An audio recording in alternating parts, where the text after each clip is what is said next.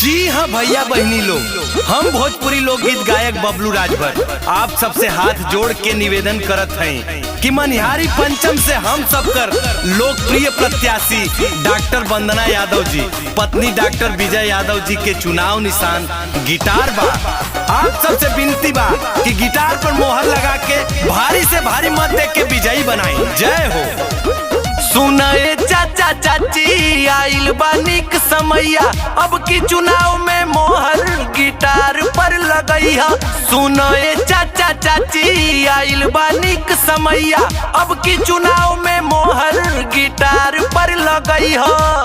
विजय जी के मनसा पुराई दी हो, वंदना यादव के जिताई दी हो।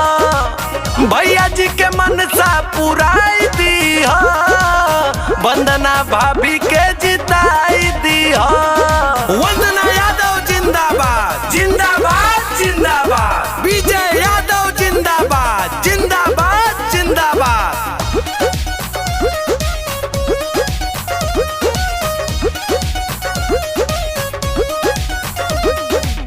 जन जन के मनवा में बाटे विश्वास हो, जीती है चुनाव खूबे करी है विकास हो। धर्मेंद्र भैया जिंदाबाद जिंदाबाद जिंदाबाद। जन जन के मनवा में बाटे विश्वास हो, जीती है चुनाव खूबे करी है विकास हो। कैले बाणी वादा जवन पूरा सब कर होई, दुखिया गरीब अब केहू नहीं रोई। बहुमत से विजयी बना दी हो, वंदना यादव के जिताई दी हो। भैया जी के मनसा पुराई दी हो, वंदना भाभी के जिताई दी हो। मारा मोहरिया तान के गिटार के निशान पे, क्यों पड़े हो चक्कर में, कोई नहीं है टक्कर में।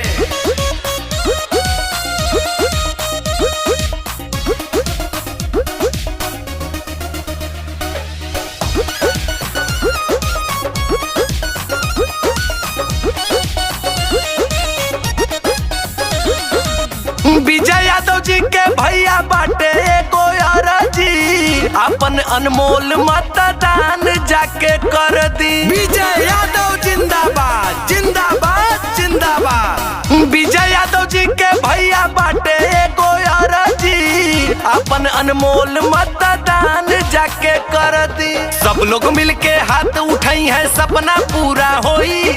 भाभी जी के जैसन भैया प्रत्याशी ना कोई, गावे गावे सबके बता दी हो, वंदना यादव के जिताई दी हो। भैया जी के मनसा पुराई दी हो, वंदना भाभी के